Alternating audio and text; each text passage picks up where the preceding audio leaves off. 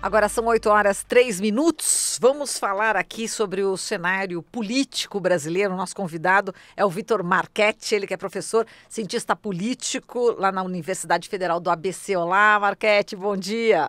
Bom dia, Marilu. Bom dia aos ouvintes. A gente já estava com saudade, viu, Vitor? Faz tempo, né? Faz tempo que você não comparece aqui, mas a gente sabe que você dá aula, né, pela manhã e fica difícil, né? Vamos dizer que os dias não estão muito tranquilos, né? É verdade, com certeza. Agora a gente vai abordar com você aqui sobre os olavistas versus o núcleo militar, né?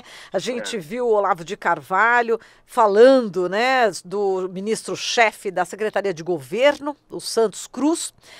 Bom, são tantas palavras que a gente não pode, inclusive, falar aqui na rádio que ele usou, né, Vitor? Mas uma das coisas que ele falou, chamou o general Santos Cruz de bosta engomada. Essa é uma das coisas que a gente até pode falar. É mais leve, né? É o mais leve, né? Agora, tem coisas que realmente são palavras assim de baixo calão mesmo, né? Chamou também ele de Trotsky de direita, né?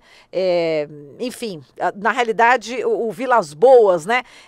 Disse que que o Olavo de Carvalho é o Trotsky de direita e que viveria num vazio existencial. Aí o contra-ataque, novamente contra o Vilas Boas, foi realmente uma coisa que não dá para falar. Acho que os ouvintes vão poder aí pesquisar, né, o que ele falou também do Vilas Boas, que é uma coisa absurda quando eu li. Como é que você está vendo essa disputa, né, entre esses dois grupos, né, do governo Bolsonaro? Primeiro, assim, só para a gente posicionar bem, né, quer dizer, eu acho que está todo mundo bem informado, mas nunca é demais lembrar. Quando o Olavo de Carvalho fala, ele está ali só vocalizando coisas que estão ali na agenda dos filhos do Bolsonaro, né? Naquela ideia da família presidencial, né? Quer dizer, a gente não tem um presidente da República, mas tem uma família presidencial. Fundamentalmente ali o Carlos Bolsonaro tem uma atuação muito próxima do Olavo de Carvalho, e a gente sabe também que as contas das redes sociais do Jair Bolsonaro foram ali delegadas para o Carlos Bolsonaro tocar. Né? Isso acho que já é mais do que público, né? Agora, de fato, o presidente endossa todas essas posições, né? Quer dizer, lembrando, né, Marilu, a gente que é tanta coisa acontecendo e a gente vai deixando algumas imagens aí do passado importantes. Mas o Carlos Bolsonaro estava no Rolls Royce, né? No dia da posse, né? Quer dizer, foi alguém que foi levado para dentro do carro ali que conduziu o presidente para a posse, como um sinal de que, este é o homem forte aqui, o meu braço direito. Né? Então, quer dizer, tudo isso é um conflito do presidente da República com a ala militar, que, por mais paradoxal que pareça, tem ocupado o papel central em muitas áreas do governo. E essa disputa toda, teve um episódio lá na transição do governo, que eu acho que explica o início desse estranhamento e desse atrito dessa ala militar com os olavistas, né?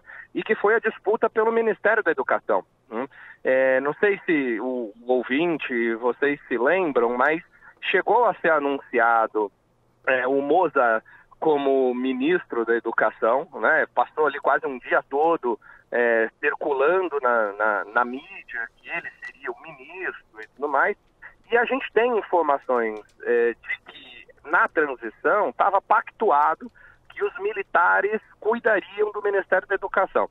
Havia ali uma aliança de militares com a ala mais ligada ao Paulo Guedes, né? Então, assim, você tinha empresários do setor da educação que tinham se aliado com os militares, e na transição tinha se acertado que aquele espaço, que o Ministério da Educação, seria um espaço em que eles indicariam o ministro. Quando saiu o nome do Mozart, o Olavo de Carvalho começou a se movimentar, os filhos do presidente foram até a bancada evangélica dizer, olha, esse Mozart não é evangélico, não trabalha com a nossa agenda, não é a favor da escola sem partido, e foram até o presidente da República derrubar o indicado pelos militares. Ali foi o primeiro e decisivo atrito entre essas duas alas. Acabou ficando o Vélez, o ministro, só que os militares ficaram bastante ofendidos, por assim dizer, de um acordo rompido. E pediram uma cabeça, né? E a cabeça foi do Carlos Bolsonaro, que naquele momento estava cotado para assumir a comunicação, para assumir um posto ali de mais destaque na presidência da República. Porque lembrando, né, a gente também esquece, né? O Carlos Bolsonaro é vereador do Rio de Janeiro, né? E a gente está falando de alguém que tem tido aí um papel bastante instabilizador na presidência da República. Mas naquele momento os militares disseram, olha, você rompeu um dos nossos pactos, então você vai ter que dar uma contrapartida. E até hoje, quer dizer, você vê quem está também no epicentro desse conflito é o Santos Cruz, que está na Secretaria de Governo, né, e na Secretaria de Governo comanda ali a comunicação presidencial. Então tem alvos bastante bem estabelecidos aí que tem a ver com esse conflito inicial. Agora, o que marca aí todo esse pano de fundo, esse por assim dizer, a cozinha e uma parte da cozinha dessa disputa, mas o pano de fundo aí é uma enorme instabilidade e uma incapacidade tremenda do presidente da República moderar e coordenar os diferentes grupos de interesse em torno da presidência, né? Quer dizer, ele não tem a menor condição de ser um polo neutro para conseguir articular posições. E a gente tem visto isso em várias frentes, e agora esse conflito que se estende aí há meses, não há qualquer perspectiva, eu pelo menos não vejo no horizonte, que ele vá se pacificar rapidamente. Pois é, e como é que fica a questão agora, Vitor, do presidente da República, né? Ele andou dando respostas, né? Pelo Twitter também, enfim, dando a entender que está um pouco mais ao lado, né, dos olavistas do que dos militares, né?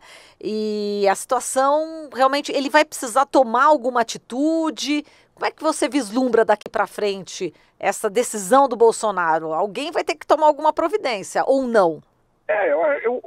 O tom dos conflitos tende a subir, né? E assim, quer dizer, eu acho que hoje os militares, eles estão muito alinhados, ou pelo menos uma parte importante dos militares, estão alinhados com a agenda econômica do Guedes. Então, me parece que o timing da agenda econômica é decisivo para a gente entender a estabilidade ou não desse governo. Quer dizer, estabilidade a gente já não dá para dizer que há estabilidade, né? Quer dizer, é um conflito e é uma disputa aberta e pública todos os dias, né? Mas a depender de como os agentes de mercado sentirem que a agenda do Guedes não vai seguir, conforme o esperado, ela já não está seguindo, né? Quer dizer, ela já está muito mais lenta do que esses atores econômicos desejavam, né?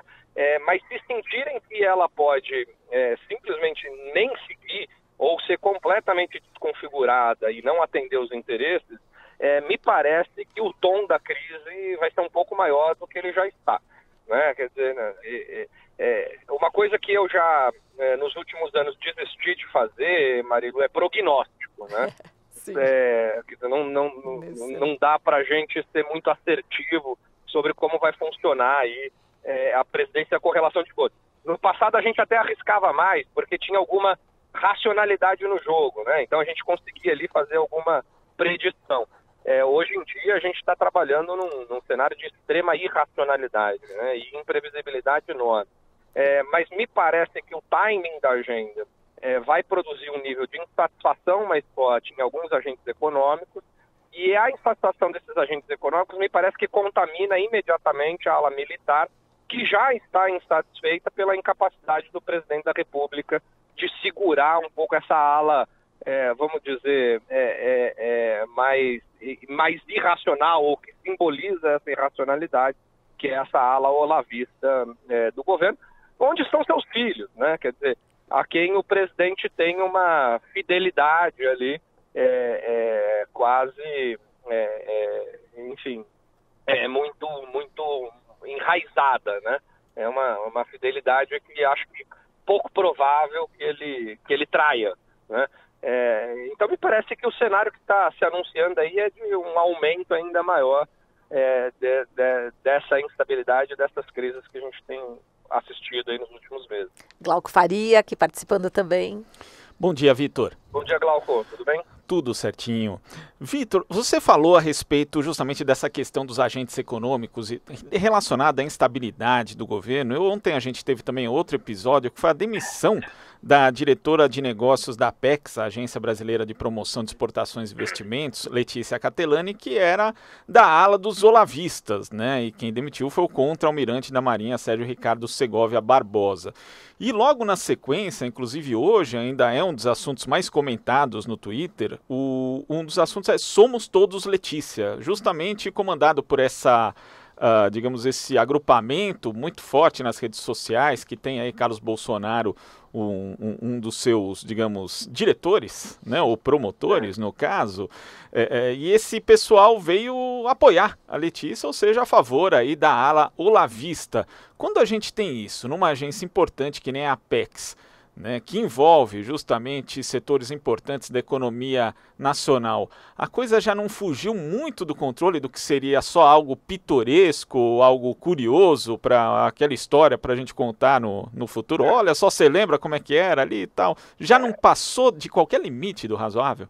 Não, olha, Glauco, eu nos últimos, vamos dizer, meses ou talvez anos, assim, eu estou tentando fazer um exercício de perspectiva histórica, né? Quer dizer, olhar para daqui 10 anos e tentar ver o que a gente vai pensar sobre o que está acontecendo aqui agora. E eu não tenho a menor dúvida de que daqui a 10 anos a gente vai olhar para isso assim, como foi possível que esse tipo de gente, esse tipo de agenda tivesse tomado conta de dois ministérios que são fundamentais, né? O Ministério da Educação e o Ministério das Relações Internacionais, né? De Relações Exteriores. E isso, o que você está chamando a atenção aí da APEC, ela afeta decisivamente um núcleo que foi decisivo para a eleição do Bolsonaro, né? Quer dizer, você tem, hoje, se você pensar o agronegócio é um setor exportador bastante importante, né? Quer dizer, você está mexendo com interesses dos atores econômicos e dos agentes econômicos por conta de uma agenda ideológica pobre, né? Uma agenda ideológica que cria espantalhos, que vê o inimigo, que retoma a lógica da Guerra Fria, quer dizer, se estrutura em torno de paranoia, quer dizer, é anticientífica, é anti-intelectual, quer dizer, não faz o menor sentido submeter duas agendas tão importantes do país, né? Duas áreas tão importantes para o país, a essa agenda quase medieval, né? Porque é isso, né? Quer dizer, nós estamos lidando com pessoas que não têm uma agenda propositiva sequer para aqueles atores econômicos ultraliberais que viam no governo Bolsonaro uma oportunidade de fazer valer os seus interesses. Então, eu não estou nem falando do ponto de vista da perspectiva do campo de esquerda, do campo progressista, do campo desenvolvimentista. Até do ponto de vista do campo liberal, essas agendas estão produzindo efeitos bastante negativos, né? Quer dizer, não tem ninguém, me parece, hoje olhando. Quer dizer, o presidente da República está comemorando caminhão de abacate para a Argentina. Quer dizer, não faz o menor sentido o que a gente está fazendo com o país. E isso os atores econômicos vão sentir. Quer dizer, a população vai sentir, porque isso não vai produzir emprego, não vai produzir uma melhora na qualidade de vida. E isso é um fator muito decisivo para o nível de popularidade do presidente da República. Não à toa, o Bolsonaro tem hoje os piores índices de aprovação da história republicana recente, né? Quer dizer, nenhum presidente da República derreteu tão rápido e tão consistentemente quanto ele, né? Porque não está entregando minimamente o que ele tinha, de alguma maneira, convencido os atores na campanha. Então, eu acho que tudo que a gente olha, ainda que a gente esteja com dificuldades de fazer prognóstico, mas tudo que a gente olha de efeitos sobre a economia, de efeitos sobre o emprego, de efeitos sobre as relações sociais, dão sinais de que isso se instabiliza ainda mais no curtíssimo prazo. E, Vitor, a gente leu aqui a entrevista que o Vilas Boas concedeu ao jornal O Estado de São Paulo, né? Ele, que é o ministro, né, que exerce aí o cargo de assessor especial do ministro Augusto Heleno, do Gabinete de Segurança Institucional, ele disse que o Olavo passou do ponto, né? E indagado sobre a possibilidade, né, daquela tese, né, dos militares quererem assumir o poder, né, tirar o Bolsonaro da parada, realmente o Vilas Boas disse que isso não é verdade, que isso beira ao ridículo e tal, mas no fundo existe esse temor, né? Quer dizer, bom, primeiro, né, vice no Brasil produz uma sombra sobre o titular bastante significativa, né? Mais uma vez, a história traz elementos aí importantes. Mas veja, a gente está antes de 6 meses do governo, pensando na substituição do governo, ele acabou de ser eleito, né? Quer dizer, a gente goste ou não, ele gozou ali de um apoio nas urnas muito significativo, isso derreteu rapidamente. Então me parece que assim, menos por articulação do Mourão e dos militares, o governo começa a derreter pela sua própria incapacidade de estabilizar as relações com o Congresso, as relações com o gabinete do Executivo. E aí a sucessão parece ser algo natural, que o próprio presidente coloca na mesa. Agora, tem um elemento também que a gente não pode descartar, que esse é um governo que nasce do caos e, portanto, precisa manter o caos para se estabilizar. Eu só não sei se a manutenção por tão longo tempo do caos não vai ser o tiro no próprio pé desse governo. Porque eu acho que assim, a gente tem que admitir que o governo está deliberadamente produzindo caos. Né? Quer dizer, eu acho que por mais incapacidade, eu não sou dentre os que veem teorias das conspirações achando que o governo tem o controle absoluto de tudo que está acontecendo. Eu acho que tem muito amadorismo, muita irresponsabilidade e muita incapacidade de colocar gente. Agora, se tem uma coisa que eles sabem que jogou a favor deles até agora, é a lógica do caos. Né? Quer dizer, você constrói 5 agendas negativas para o país ao mesmo tempo, desarticula a capacidade de resistência, né? e produz aí um bate-cabeça, inclusive, para resistir ao próprio governo. Só que isso me parece ter vida curta, né? Porque conforme a insatisfação vai crescendo e os índices econômicos não produzem efeitos positivos para a população, você vai criando uma massa crítica de pessoas que vão começar, antigos eleitores, inclusive, que vão começar a produzir críticas mais fortes. A gente já tem visto isso em relação às universidades. Quer dizer, pessoas que votaram no governo Bolsonaro, apostaram no governo Bolsonaro, essas últimas declarações do ministro sobre balbúrdia nas universidades, penalizar as universidades porque não se produz, né? Que pesquisas científicas se produzem em universidade privada. Veja, até o meu filho de 6 anos sabe que é na universidade pública que se produz ciência, rompe fronteira tecnológica. 95% das pesquisas do país são produzidas nas universidades públicas, né? Não nas estaduais e federais. Quer dizer, ele começa também a jogar com uma parcela de eleitores que em algum momento nutriu simpatia por ele. E aí essa lógica de caos, né, começa a perder um pouco o seu efeito. E eu acho que essas declarações mais recentes dos militares, eu acho que dão um pouco o sinal disso. Quer dizer, começa a derreter a base popular, começa a sobrar só o núcleo duro de apoios dos bolsonaristas, e esse núcleo duro me parece que não é capaz de sustentar, do ponto de vista popular, a manutenção desse governo. Agora, o que vai acontecer, mais uma vez, Marilu, a gente vai conversando aí ao longo do tempo, porque eu não vou me arriscar em nenhum prognóstico, porque depois, daqui a pouco, eu vou ter que voltar aqui para rever os meus prognósticos. Está perfeita a sua análise, Vitor, como sempre. Vamos ver aí, como você sempre fala, né? Cenas dos próximos capítulos, né? Cenas dos próximos capítulos. De tédio a gente não morre. Não! Né, com certeza, Vitor. A gente agradece aqui a sua participação. Forte abraço para você. Abraço, Marilu. Abraço, Glauco. Abraço, Vitor. Falamos aqui com o Vitor Marchetti, professor e cientista político da Universidade Federal do ABC.